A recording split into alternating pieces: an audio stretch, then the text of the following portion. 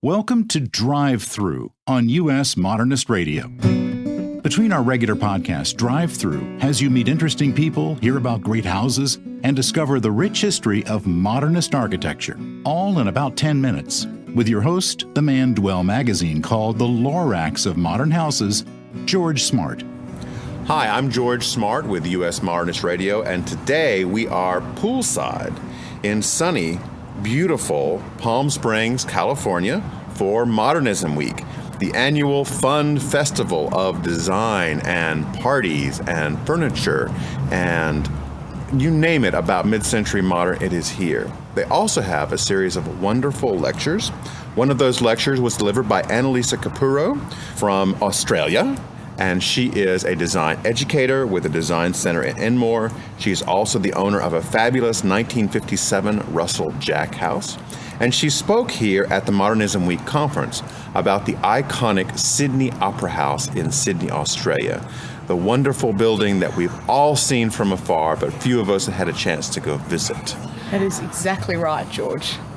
So tell us a little bit about how the Opera House came into being. It took a long time, I understand, and was very expensive and took its toll on several people. It sure did, George. The competition was in 1957. It was won by the then 38-year-old Jon Utzon, a Danish architect, practically unheard of in Australia.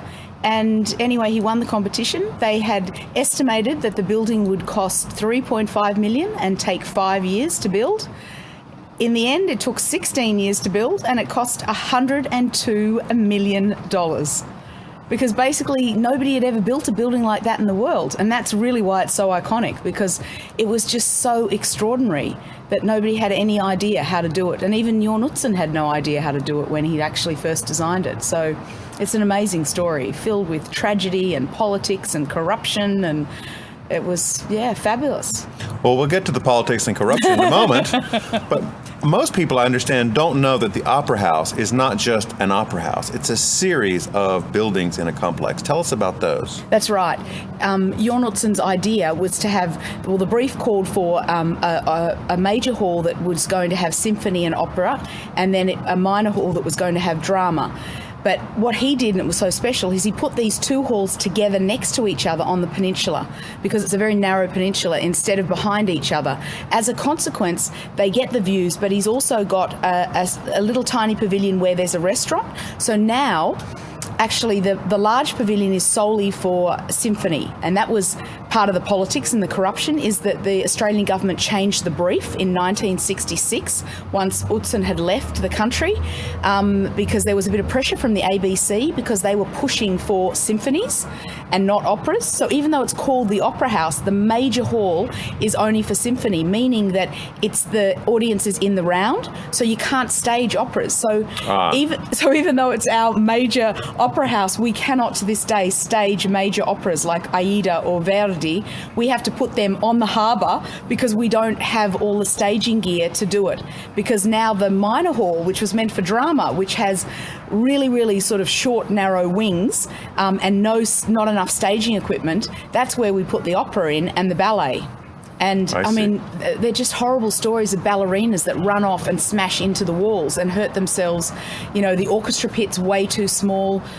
We have, you have musicians that have got hearing issues because of that. So it's got a lot of issues because unfortunately, the government didn't have the foresight, because it was a conservative government that came in, changed in 1965, and that was sort of part of the politics.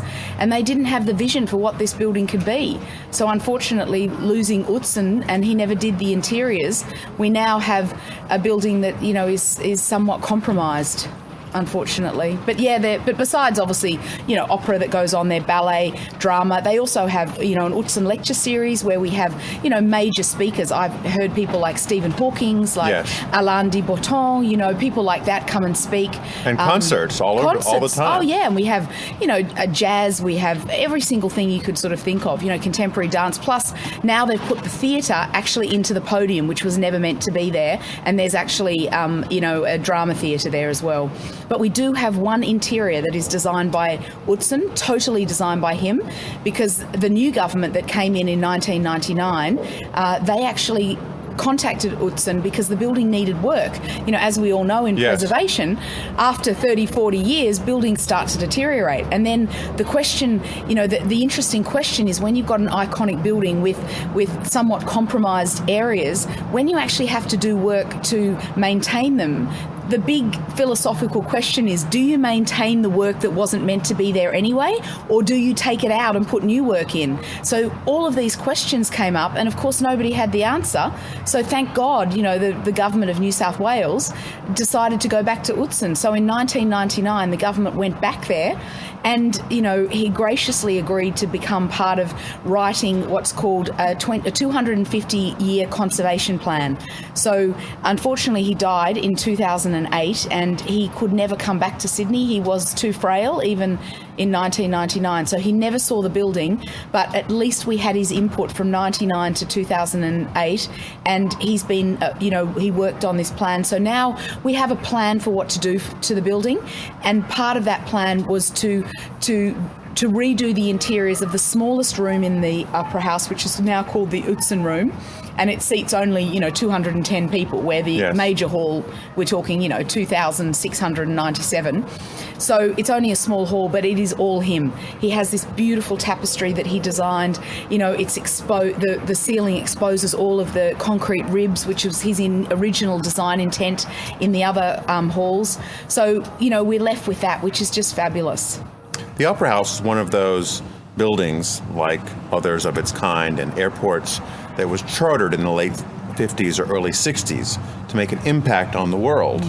And we sure saw those go away by 1970. Nobody was building those kinds of projects anymore. Yeah, exactly. Well, it was a new world, wasn't it, you know, post-war, because there was this optimism. You know, people were starting fresh again. So there was this sort of, you know, like you said, this interest in making a mark. You know, obviously here in America really, you know, was a force to be reckoned with after winning the war. So they spent a lot of time and energy building very iconic buildings all over America to really say, we are the new world, we are the future. And Australia, you know, we'd been so attached to England, the mother country, for so long. You know, we were a convict outpost, and we were seen as that. So post-war, you know, we had, as I said, we had a government that was, you know, that had that foresight and thought, you know what, we need something like Europe, because everybody was going to the opera in Europe and concerts in Europe. So the average Australian couldn't actually go to any of these events. So we had a government that believed democratically that everybody should have the right to attend opera and ballet and theatre. So it came about in that reason of, you know, exactly that, of Australia wanting to sort of, you know, break away a bit and become more self-sufficient and be able to offer things that Europe offered. Utzon was not very happy with his project, I understand, between the 60s and 1999. He had been blamed for a lot of what went wrong. He did. And with the cost overruns. He did. And really, you know, a lot of it's very, very unfair. The cost overruns, as I said, the quantity surveyor that they got in 1957 to give them an estimate of $3.5 billion, he had no idea what he was talking about. So it is very unfair, because when you look at the figures, when Utzon left in 1966, the building had cost like $22 million. And he estimated that the interiors, which he'd been working on for years, would be finished in 18 months. And he estimated the final cost would be about $52 million. Yes. And so the government, like I said, had no foresight, you know, really pushed him out. They said he resigned, but he didn't. He was pushed out. They didn't pay him, you know, for 9 months. The government owed him $300,000. He eventually just couldn't keep working. But then in the end, the new guys that were brought in, an Australian architect, a sort of a coalition of 3 architects, it ended up taking them another 8 years to finish the interiors at $80 million more. So how does that work? You know, he spent a lot less on the Opera House building the shells, which were the most difficult part, than they ever did on the interiors. Well, that initial survey was probably somebody's cousin. Exactly. They invited Cousin's in. brother's sister's mother. That's right. Which just goes to show, never let your cousin Earl build your modernist house. Very true. I want to thank my guest, Annalisa Capurro, for coming to us all the way from Australia to Palm Springs. She is a regular speaker at Modernism Week, and you can look up more information about her on our website. Thank you very much, George. It's a pleasure to be here. Visit us on the web at USModernistRadio.org for links about people and buildings mentioned today. Our theme song is performed by Robinson Earl. US Modernist Radio and Drive Through is a production of North Carolina Modernist Houses, a nonprofit educational archive for the documentation, preservation, and promotion of residential design.